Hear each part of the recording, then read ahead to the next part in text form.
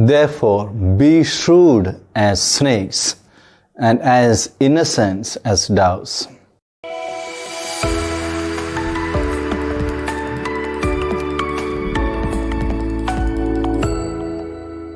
In today's Gospel, Jesus presents us with a fascinating contrast: a snake's shrewdness and a dove's innocence.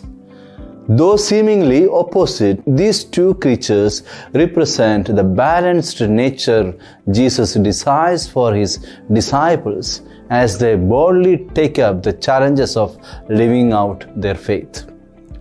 Jesus speaks these words in the context of persecution, a reality every believer may face. Persecution is not limited to physical violence or displacement. It also includes ridicule, rejection, and abuse for living according to the gospel. Throughout his ministry, Jesus himself experienced various forms of persecution.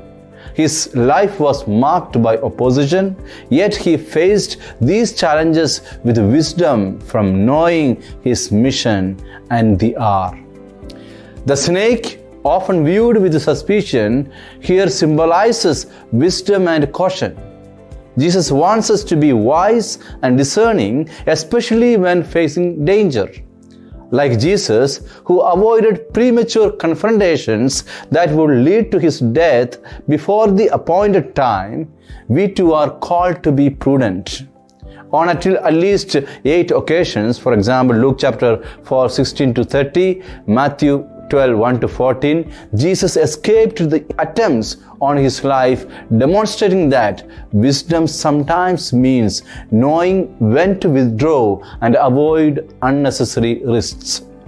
However, Jesus does not stop at wisdom.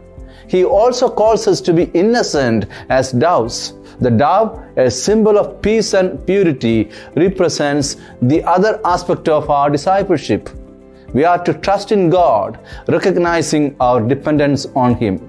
Even if we may be subjected to acts of hatred, unforgiveness, and humiliation, our faith and trust in God guarantee that He is always on the side of the innocent. The personality of Job is an excellent example to it. Innocence here implies a heart free from malice, seeking peace and reconciliation rather than conflict. In brief, Jesus teaches us to balance wisdom with innocence. We are to be shrewd in avoiding unnecessary danger and maintaining a pure heart, trusting in God's providence. This balance reflects the broader principle of seeking God's will and time in our lives.